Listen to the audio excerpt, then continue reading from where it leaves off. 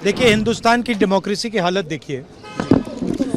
300 MPs election commission से मिलना चाहते हैं और कहते हैं कि हम डेलीगेशन लेके आएंगे, हम आपको एक डॉक्यूमेंट देना चाहते हैं। इलेक्शन कमीशन कहता है नहीं, 300 एमपीज नहीं आ सकते हैं। तो यही हालत है, क्योंकि डरते हैं।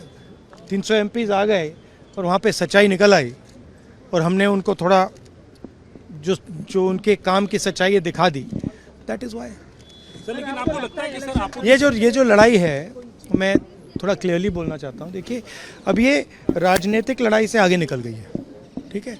अब ये देश की जो आत्मा है, स्पिरिचुअल देश का जो आत्मा है, उसके लिए लड़ाई हो रही है। कॉन्स्टिट्यूशन की लड़ाई है। One man one vote constitution का फाउंडेशन है। वन मैन वन वोट के बिना कॉन्स्टिट्यूशन का कोई मतलब नहीं है। और हमने क्लियरली दिखाया है कर्नाटक में कि वन मैन वन वोट नहीं है। Multiple man multiple vote, one man multiple vote, सारा कुछ चल रहा है, ठीक है। तो ये अब लड़ाई पूरी की पूरी ऑपोजिशन लड़ रही है और हिंदुस्तान के जो युवा हैं उनको ये बात समझ आ गई है।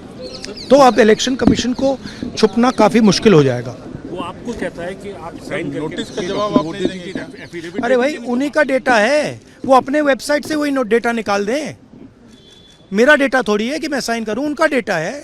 आप उठाइए अपना डेटा, हमने आपको ही दिया है, आप उसको अपने वेबसाइट में लगा दीजिए, पता लग जाएगा आपको।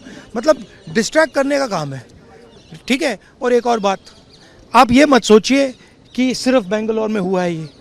ये देश में अलग अलग कंस्टिट्यूंसीज में हुआ है और इलेक्शन कमीशन जानता है। इलेक्शन कमीशन जानता है कि वो उसका जो डेटा है वो फटेगा। जो उसको अभी वो कंट्रोल करने की कोशिश कर रहा है, छुपाने की कोशिश कर रहा है, उसको हम निकाल देंगे, ठीक है। और वो फटेगा, वो जानता है।